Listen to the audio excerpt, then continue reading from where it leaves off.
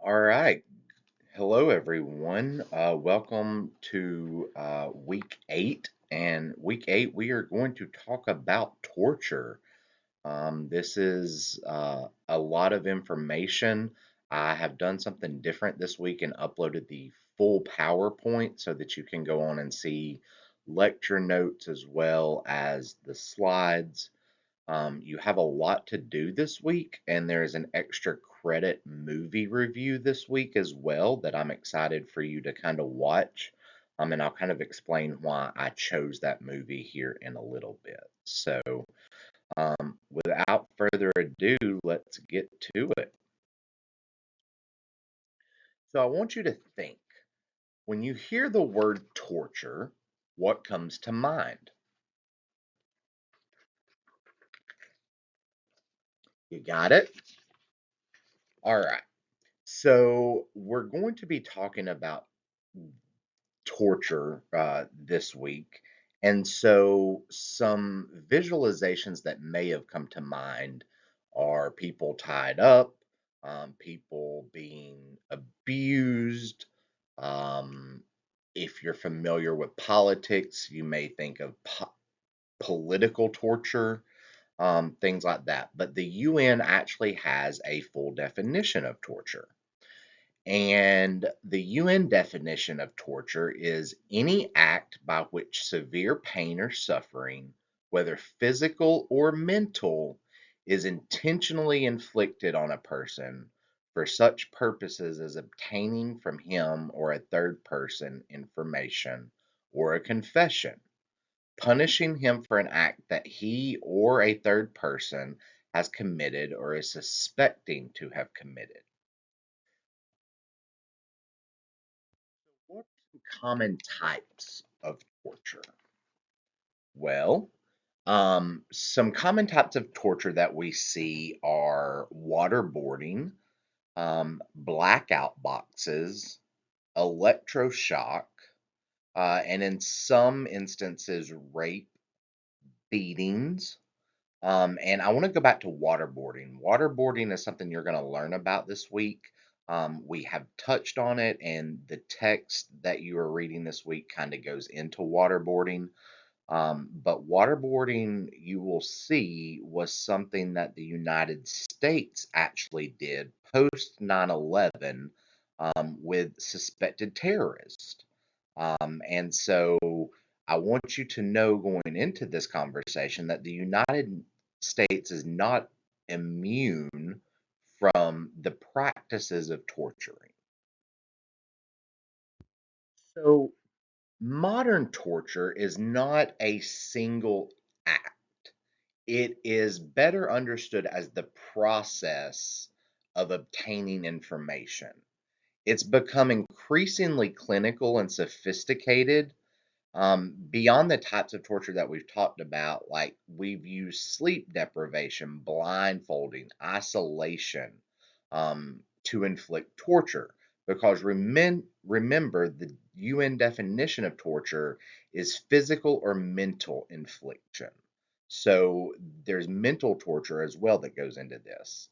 But the goal of torture is to destroy one's identity by attacking their self respect and self esteem. And the reason that this is the goal is because it is believed that if you completely demoralize a person, they are more apt to give you the information that you are looking for. So, does that work? Well, we will talk about that later on in this presentation.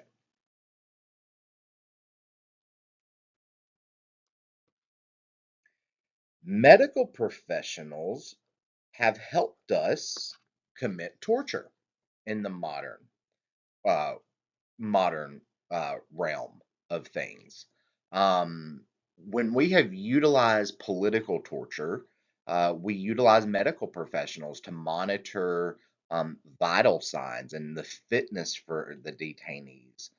We've utilized them to revive and rehabilitate survivors. Um, we often find ourselves conflicted between duties and um, and kind of our ethics, I think, is the best way to see that. And medical professionals are caught between a rock and a hard place because doctors, for example, take what is called the Hippocratic Oath. And in essence, that oath is um, saying that they will do no harm, but they are parties to the process of torture in that while they are disguised as um, attempting to make sure that the suspect or the victim of torture is doing okay, they are also doing harm um, in the essence of what torture is. And so medical professionals find themselves really in a strange place because ultimately, yes, they are parties to torture. And we will talk about like the desensitization processes and dehumanization. But think back last week whenever we talked about systematic indoctrination. You see a lot of systematic indoctrination in the practices of those countries who utilize torture, because ultimately torture is a tool that states use in the name of protection and national security. So when you're looking at this PowerPoint, you will be able to click on links. So you will be free to watch the Doctors of the Dark Side trailer at your convenience and kind of see their predicament that medical professionals are in. So let's talk a little bit about the history of torture. Let me write down, give me 1 second. So let as we've done with all of these topics, we're gonna kind of date back um, through the civilizations of the world. So when we look at ancient Greece and ancient Rome, we see that there was this contradicting opinion of torture. In Greece, torture was prohibited. Um, However, it was permitted in the Roman Empire. But after the Roman Empire collapsed, torture was completely abolished by the church and Christianity. You see this notion of natural law kind of coming into play. Remember when we talked about the um, the formation of human rights and kind of how societies viewed rights of man? Um, you see that the notion of natural law or the higher being recognizing rights. So we as a society recognize the rights because that higher being recognizes human rights.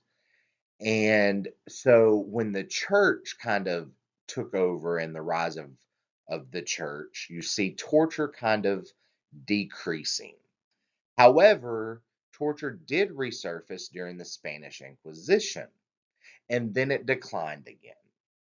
And then you see torture resurfacing in the 20th century, even though we have tried to outlaw torture. Amnesty International estimates that over half of its member states practice some sort of torture today. More than 40 do so routinely, including us, the United States, the UK, France, and Israel. So you've seen that torture kind of has this ebb and flow of doing it, like doing the practice of torture and utilizing torture as a tool. I said something earlier that I want to come back to.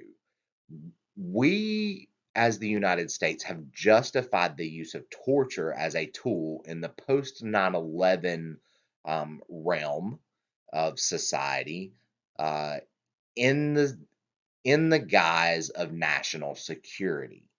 So we have ultimately diminished human rights, the right to not be tortured.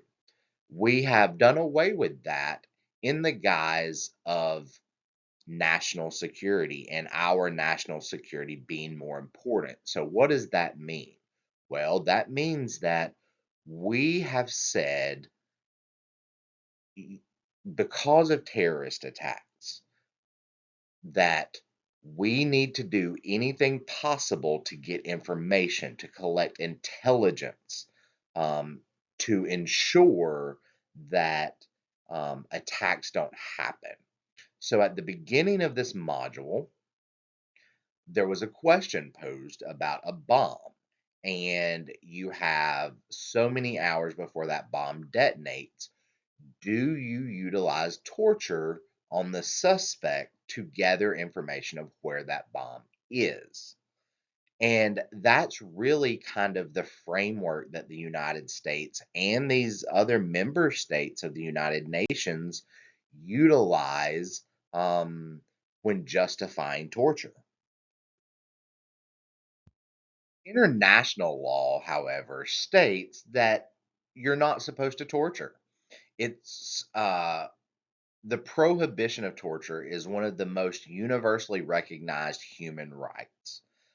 There's this notion of just cogons status that the prohibition of torture um, has obtained in international law. And just cogons means that it's a principle which forms the norms of international law that cannot be set aside. So ultimately, just cogons means that this is a collective norm and it can't just be set aside for whatever notion that you want it to be. It is the precedent utilizing a United States court term. The prohibition of torture may be enforced against a state even if it hasn't ratified any of the relevant treaties. So basically, uh, torture is a crime in the international court, and so what this is saying is um, that y- the international court can prosecute torture, um, even if a state hasn't agreed to any relevant treaties to not torture because of the just cogons aspect of the prohibition of torture. So I put this in bold and I want you to kind of write this down. Um, the prohibition of torture has attained a status in international law that is fundamental to all humans and cannot be overridden, even in war times or during emergencies. So, even in wartime or emergencies, there is a protection internationally recognized that no one should be utilizing torture.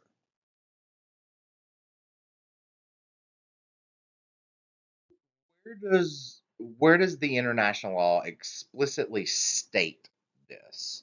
Well, like many of the atrocity crimes, that we have talked about, um, there are pieces pulled from different treaties, and torture is no different. The UDHR expressly states in Article 5 that no one shall be subjected to torture or cruel or inhumane or degrading treatment or punishment. The Geneva Convention also protects um, prisoners of war from being tortured. And then the International Covenant on Civil and Political Rights states that no one shall be subjected to torture or to cruel or inhumane or degrading treatment or punishment. In particular, no one shall be subjected without his free consent to medical or scientific experimentation. So, this is important because we, as the United States, utilized waterboarding kind of like a scientific experiment to see if it would yield results. Did it? Well, again, we're going to talk about the scholarship around torture, but spoiler alert, no, it didn't. Um, but these international treaties kind of cement the prohibition against torture, um, along with a couple of others. So let's look at the others. There's also an actual convention that is the Convention Against Torture or Other Cruel, Inhumane, or Degrading Treatment or Punishment. This is known as the Convention Against Torture, and this was done in 1984. It identifies three elements that, if combined, constitutes torture. So those three elements are the intentional infliction of severe pain or suffering for the purposes to obtain information, and it's instigated um, with the consent or acquiesce of state authorities. So, in essence, it basically is our definition of torture. It states that if the state instigates or knows that it's going on and is okay with it, and we are intentionally inflicting severe pain or suffering on people for the express purposes of obtaining information or punishing or intimidating um, someone, then that equals torture. And that was laid out by the Convention Against Torture. 173 nations are state parties to this convention. Now, there are some distinctions around coercion and corporal punishment that I'm going to let you read in my notes on this slide. So when you pull up the slides, you should be able to go to the notes section and you can read kind of the outline. There are some psychological effects that we will talk about to torture, such as something known as torture syndrome, which is very similar to PTSD. Um, Psychosis um, can be a result of torture. So that's why this is important to know that we have international treaties that protect people against torture.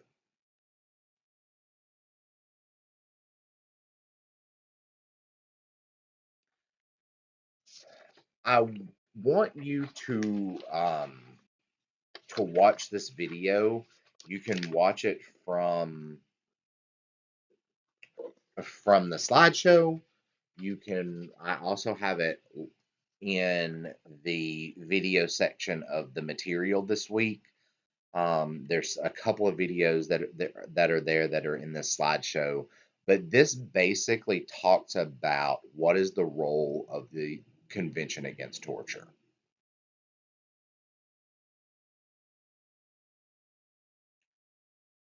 And then this video will kind of talk to you about the US's practice of torture. And we're going to talk about what this video talks about. This video is kind of like a visual representation of Guantanamo Bay. You've probably heard of Guantanamo Bay, but if you haven't, we're going to go into detail here on the next slides. So I've said this before, but we're going to go um, more in depth on this. The U.S. isn't immune to torture practices. In fact, uh, post 9/11, you may have heard of Guantanamo Bay, where the United States took prisoners from the Iraqi war and subjugated them to uh, torture to get information to help curtail future terrorist attacks. So, the extra credit movie that you are watching this week is called Unthinkable. And Unthinkable it's a great movie, it's loosely based on this story of utilizing torture to get information to help curtail future terrorist attacks. Because ultimately, when the United States has utilized torture, we've utilized it in the name of national security. And so the U.S. Senate Intelligence Committee looked into the practices that the U.S. has utilized in the realm of torture. And the committee found that CIA personnel, aided by two outside contractors, decided to initiate a program of indefinite secret detention and the use of brutal interrogation techniques that violated U.S. law, treaty obligations, and our values. So, Guantanamo Bay is the probably most famous um, example of this, and we did not get charged with torture because ultimately it was determined that the CIA did this in secrecy without um, the state's permission, and the state really didn't know. So the CIA kind of went rogue on this. Um, and we're going to talk about some ethical um, determinations around deontology and utilitarianism. But ultimately, the CIA as an agency stated we utilized a utilitarian ethical um, model because the ends justified the means. I'm going to let you read this quote from the late Senator Dianne Feinstein. Senator Feinstein passed away this week, if you are not familiar. But she had spearheaded the U.S. Senate Intelligence Committee um, review of this. There's several movies that are based off of this. Unthinkable is one. Zero Dark 30 is another.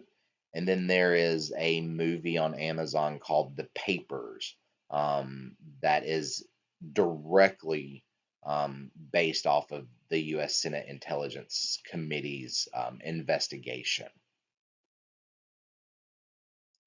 So let's look a little bit more.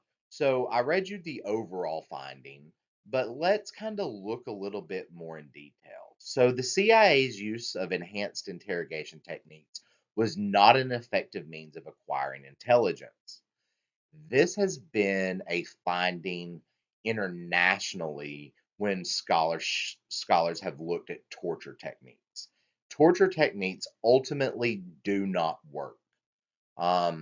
The CIA detainees who were subjected to enhanced interrogation techniques, which is what we called them, were usually subjected to the techniques immediately after being rendered into CIA custody, which means as soon as they were taken captive, they were tortured. Um, and we have found that when studying these torture techniques, that they are not not helpful, but also we find that after a period of time, the detainees kind of just tell us what they think we want to hear to get us to stop torturing them. And so the Senate's findings were huge in this realm because it ultimately put a stop to these enhanced interrogation techniques.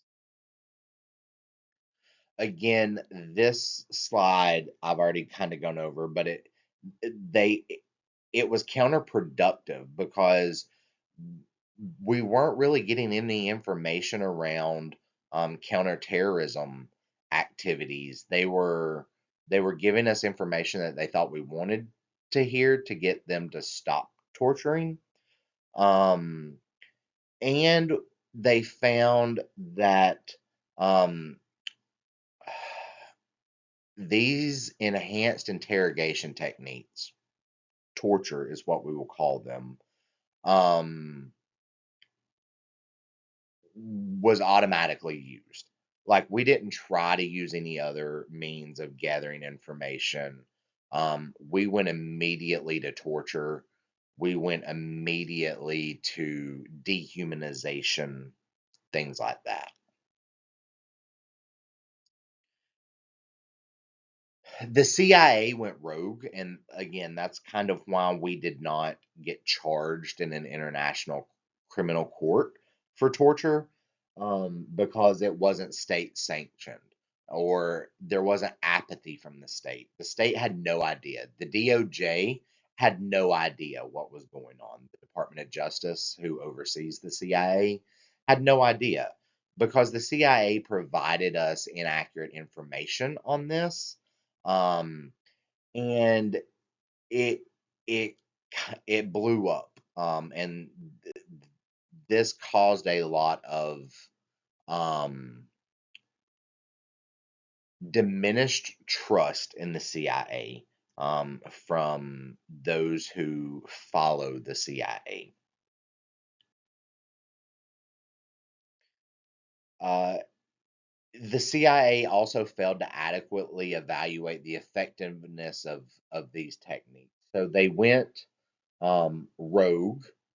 They went immediately to torture techniques, and they failed to kind of test if these techniques were working. Overall, we know that looking back on it, these techniques did not work. But the CIA didn't hold people accountable for these serious and significant violations. They did not, um, they kind of went all or nothing, and whenever they um were questioned about it, they didn't evaluate whether these means worked or not, because again, they were utilizing this as in disguise, basically. They blocked major State Department leadership to access the information because they knew what they were doing could get us into a lot of trouble. The two psychologists kind of came up with these enhanced interrogation techniques. Waterboarding was a major one, and the CIA kind of contracted with them um, outside of governmental approval. So again, we have I've talked about this, but when we look at torture, there's a moral and kind of ethical underpinning of torture, that kind of is the foundation for the prohibition of torture. So again, natural law recognizes the right to life, and human dignity.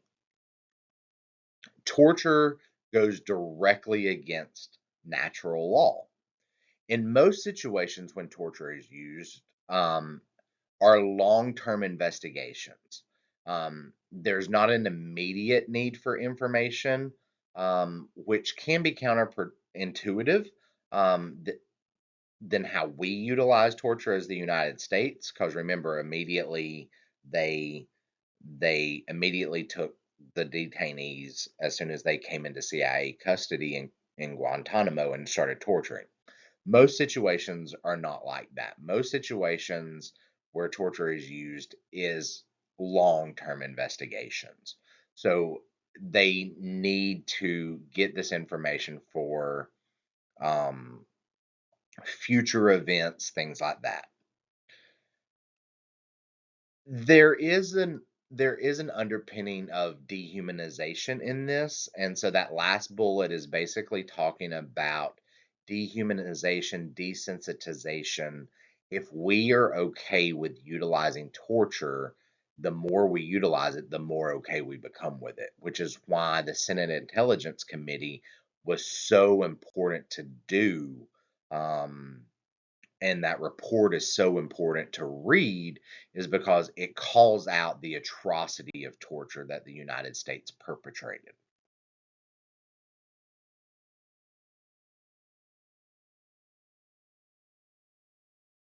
So let's look at some of the ethical underpinnings. So in ethics, we're looking at either deontology or utilitarianism. Deontology contends that torture is never justified. It's wrong in all instances because it degrades humans. It uses humans as a means to an end, which is unethical, according to deontologists. And it cannot be made into a universal maxim or a universal reason for acting. So, because of the degradation of human dignity, deontologist says that torture should never be justified. On the flip side, utilitarianism states that it depends on the situation. There are some situations in which you could be able to use torture and it not be unethical. Utilitarianism argues, remember, greatest good for the greatest number, and it focuses on the end result. So it may argue it's a last resort and only option if other methods don't result in information. And if it's successful in deterring future events, then it's acceptable. But it's only permitted to use the least amount of force necessary to get desired results. That is the utilitarianism argument. Going back to the United States' use of torture, they utilize torture under the ethical framework of utilitarianism. However, that was really flawed because remember, the CIA did not use, or there was no evidence that the CIA attempted to utilize other interrogation techniques other than the enhanced interrogation techniques or the torturous techniques. And so, in a true utilitarianism framework, torture should be a last resort. And it's the least amount of force necessary. And as you're going to see in Unthinkable, one of your scenarios that you have to contend with is explaining the use of torture in Unthinkable in either a deontology or a utilitarianism framework. And it's important to kind of differentiate between those two because um, that's going to be the basis of how society views the use of torture.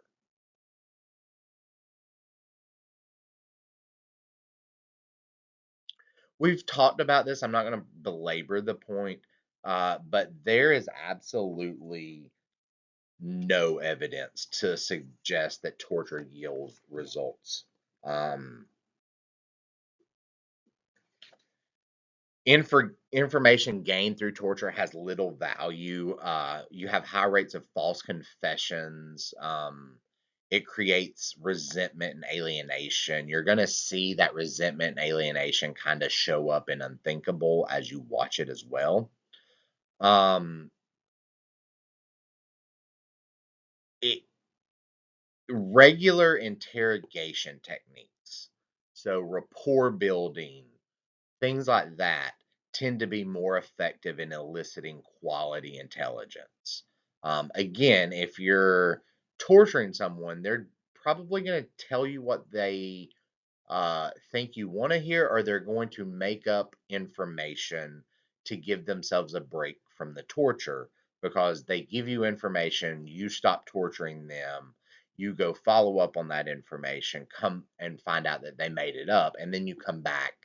And that can cause hostility, which enhances um, the severity of future torture. Okay. So what explains torture? There are certain aspects when we look at a macro level view of those that use torture. Um, there are certain characteristics that we see. So the first characteristic is the notion of impunity.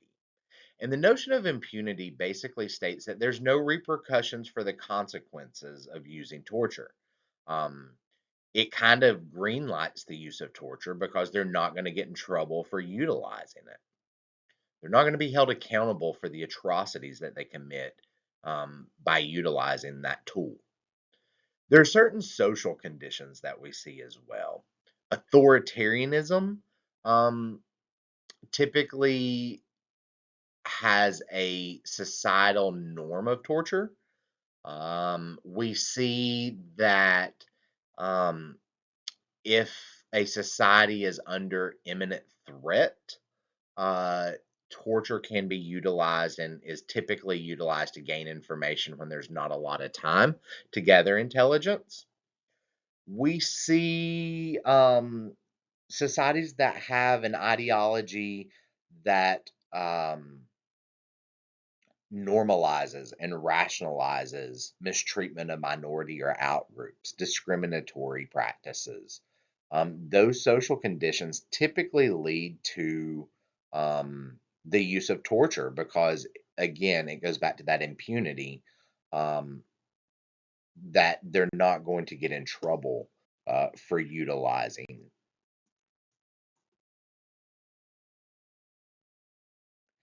There's also a psychological reasoning for using torture. And the psychological there's truly a psychological transformation, and you will see this played out in the movie Unthinkable. But torture takes a toll on victims, but it also takes a toll on perpetrators. We're going to talk about something called the techniques of neutralization, and you're really going to see that through those techniques of neutralization um, you become desensitized, uh, desensitized from the atrocity that you're committing as a perpetrator. Again, utilizing uh, a moral or ethical framework, uh, utilitarianism, greater good, things like that. So you become desensitized, and you really kind of dehumanize um, the victim. And then we've talked about this in the last week's discussion, but systematic indoctrination also plays a role in torture practices. Again, you have societies that um, authoritarian societies, societies that have committed genocide, really kind of train their force to do that. And we went over kind of how systematic indoctrination works. Systematic indoctrination explains torture practices very well as well.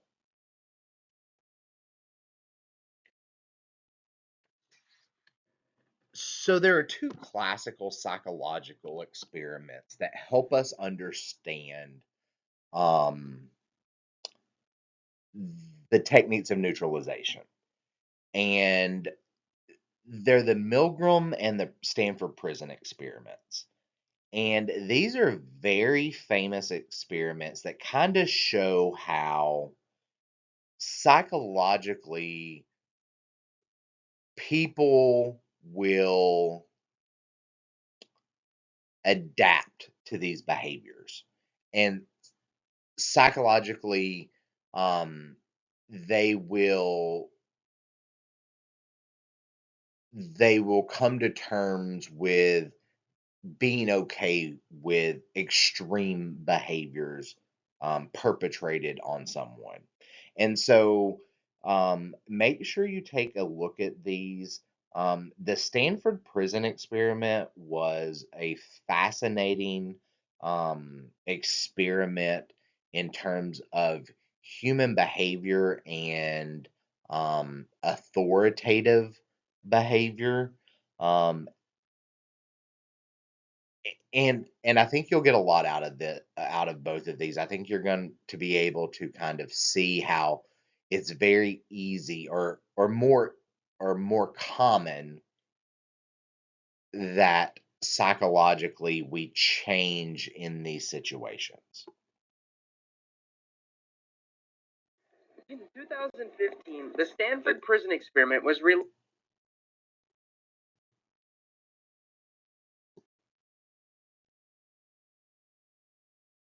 The notion of techniques of neutralization, I think, explains the use of torture very well. Um, and in essence, neutralization is coming to terms with what you're doing and um, rationalizing torture. So there are five techniques. The first is denial of responsibility. The second is denial of victim. They're not really victim. That's the outgroup. Denial of injury.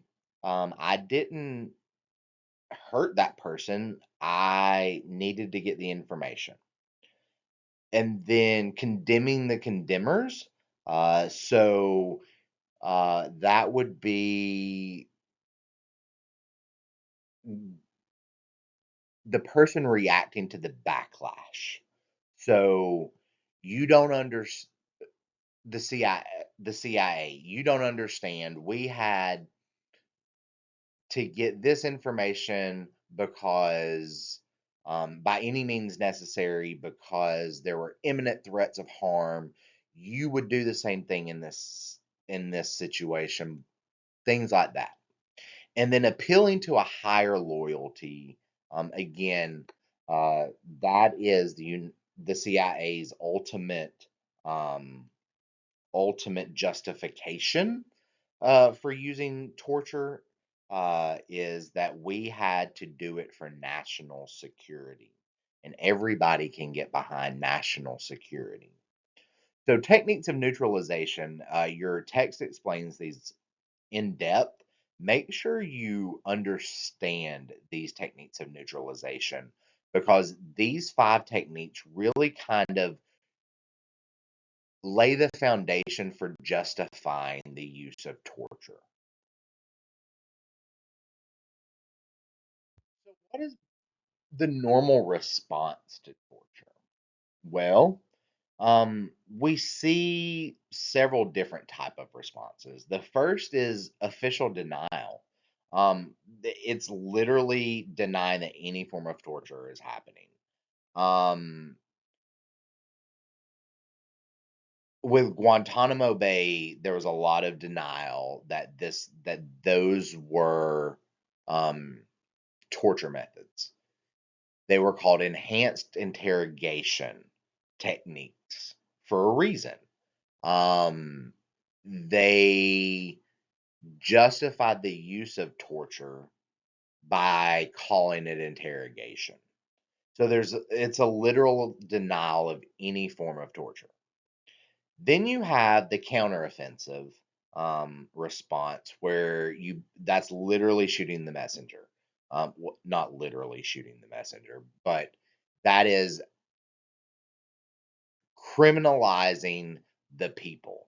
So with Guantanamo Bay, the counteroffensive response was to criminalize the people who did the torture.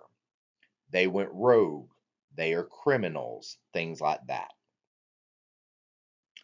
Partial acknowledgement is pretty self explanatory. We acknowledge parts of it, but we're going to isolate some of the information that's getting out and things like that.